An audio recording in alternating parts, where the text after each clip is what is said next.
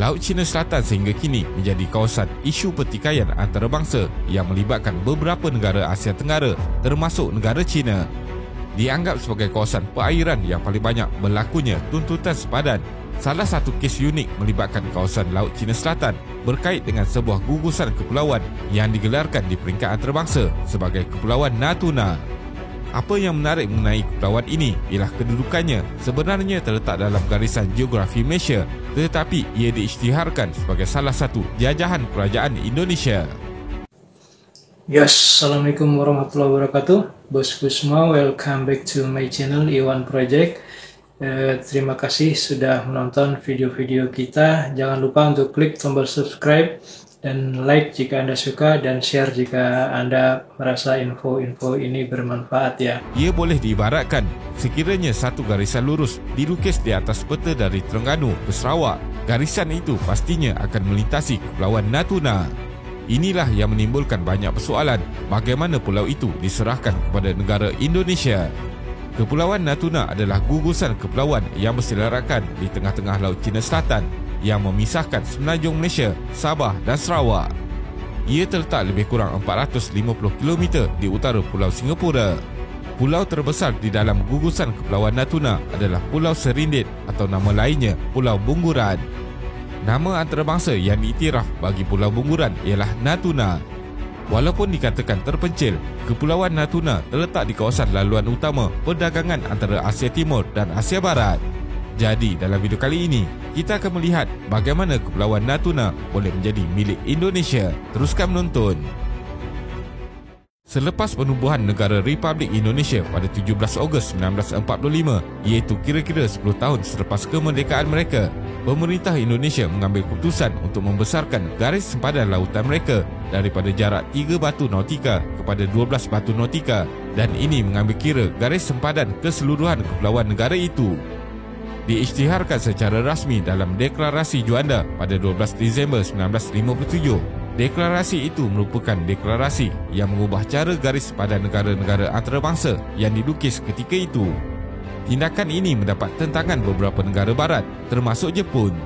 Beberapa negara seperti Amerika Syarikat, Britain, Australia, New Zealand dan Perancis termasuklah Jepun telah menghantar bantahan secara rasmi. Bagi pihak Indonesia pula, mereka membahaskan bahawa sebagai sebuah negara kepulauan, garis sepadan yang lebih besar diperlukan bagi membolehkan mereka melindungi negara mereka dari ancaman luar. Berdasarkan kepada garis sepadan baru ini, Kepulauan Natuna yang sebenarnya berada dalam kawasan geografi Malaysia turut sama diisytiharkan sebagai salah satu wilayah di bawah Indonesia. Tekanan antarabangsa nampaknya tidak menghalang Indonesia daripada terus mempertahankan kedudukan mereka. Dan hasilnya pada tahun 1982, Pertubuhan Bangsa-Bangsa Bersatu PBB mengiktiraf apa yang Indonesia lakukan, dan ini sekaligus membolehkan Kepulauan Natuna dinobatkan secara sah tanpa boleh disangkal lagi sebahagian daripada Indonesia. Tambahan pula, kerajaan Malaysia sendiri tidak pernah melakukan sebarang tuntutan ke atas kepulauan tersebut selepas mencapai kemerdekaan, walaupun berdasarkan rekod sejarah, tuntutan Malaysia sebenarnya jauh lebih kuat jika dibandingkan dengan Indonesia. Selain itu, untuk tiba-tiba melakukan tuntutan secara mengejut, sedangkan kerajaan Malaysia sudah pun terbentuk sekian lama, boleh dijadikan asas untuk membatalkan sesebuah tuntutan. Oleh itu, isu Pulau Natuna di antara Malaysia dan Indonesia ini sudah lama dianggap selesai. Sejarah pendudukan Pulau Natuna terletak betul-betul di bahagian tengah Kepulauan Nusantara. Rekod terawal berkenaan kepulauan itu menyatakan tentang sebuah kerajaan yang berasal daripada percampuran kerabat Patani dan Johor Riau, di mana mereka dikatakan mula memerintah kepulauan itu sejak tahun 1597.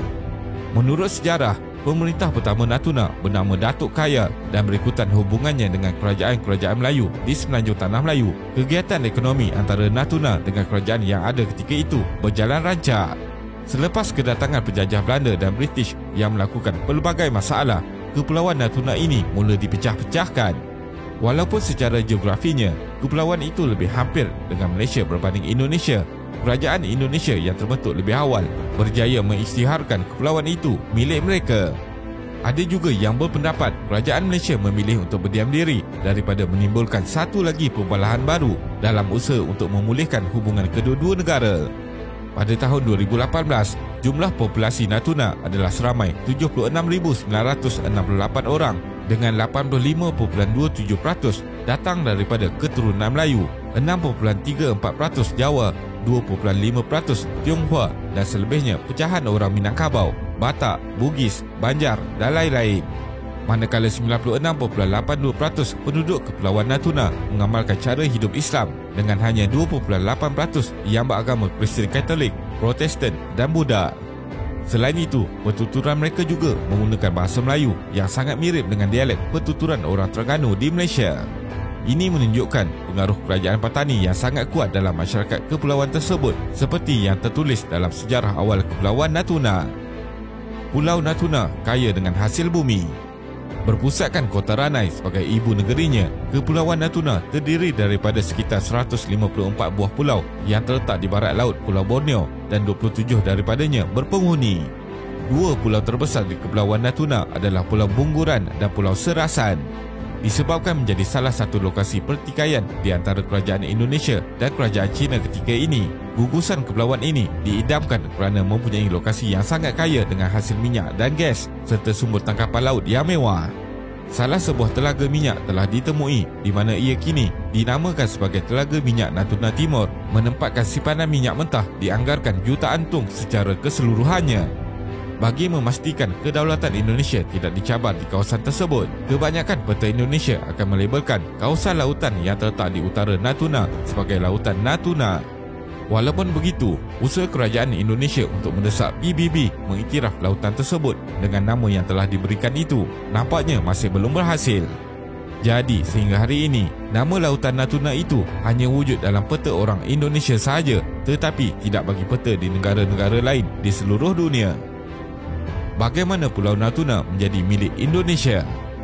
Indonesia secara rasmi memasukkan Kepulauan Natuna sebagai wilayahnya pada tahun 1956, setahun sebelum Tanah Melayu mencapai kemerdekaan dan 6 tahun sebelum berlakunya konfrontasi Malaysia dengan Indonesia.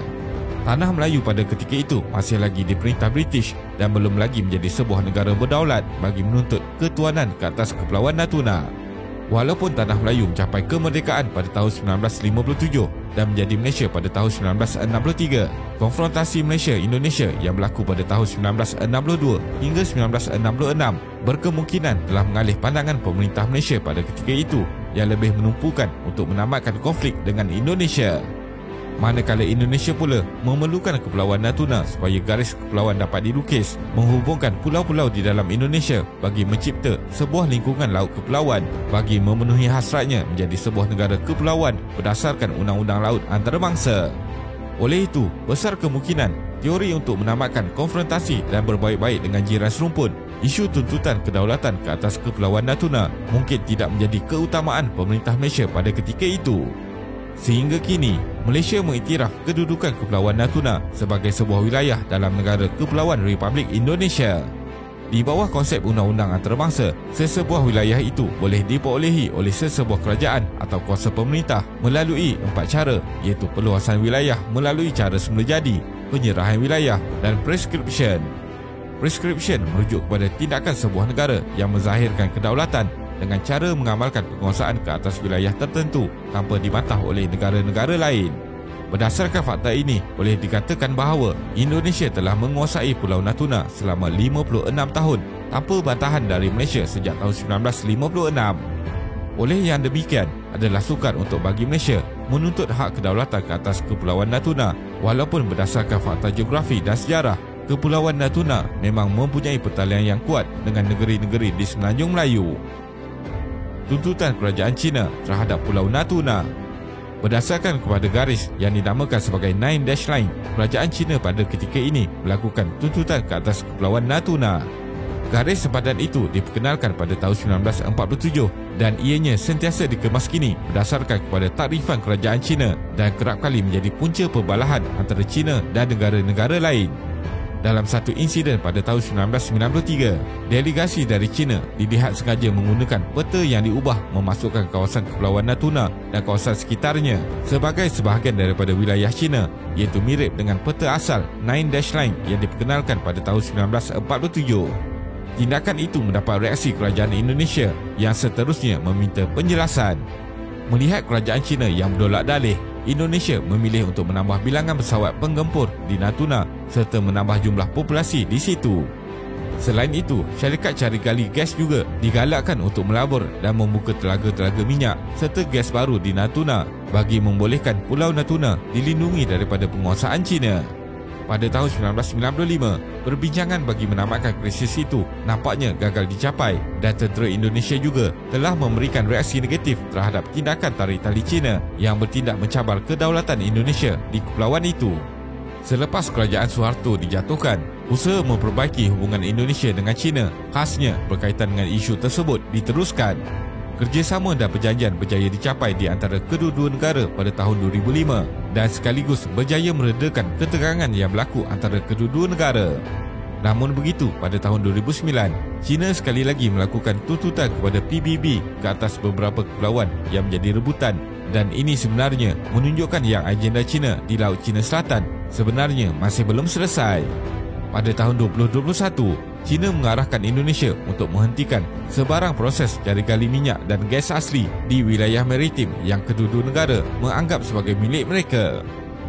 Kesimpulannya, fakta-fakta sejarah menunjukkan bahawa Kepulauan Natuna mempunyai berkaitan yang lebih jelas dan kukuh dengan negeri-negeri Tanah Melayu berbanding kerajaan-kerajaan awal di Kepulauan Indonesia. Walaupun begitu, dengan tiada tuntutan konsisten pernah dilakukan oleh Malaysia, jadi Malaysia secara jelas mengiktiraf Kepulauan Natuna sebagai wilayah berdaulat bagi negara Indonesia. Kedaulatan Indonesia ke atas pulau ini telah mencipta ruang lingkup wilayah Indonesia yang membelah Malaysia pada dua bahagian. Tetapi isu sebenar yang mencabar kedudukan Indonesia adalah tuntutan kepulauan itu oleh kerajaan China dan sehingga kini masih belum selesai dengan jelas. Yos, terima kasih bosku semua sudah nonton video ini. Kita lihat lagi video apa lagi yang akan kita saksikan. Jangan lupa untuk tonton video berikutnya dan jangan lupa untuk klik tombol subscribe, like juga share. See you to the next video. Assalamualaikum warahmatullahi wabarakatuh.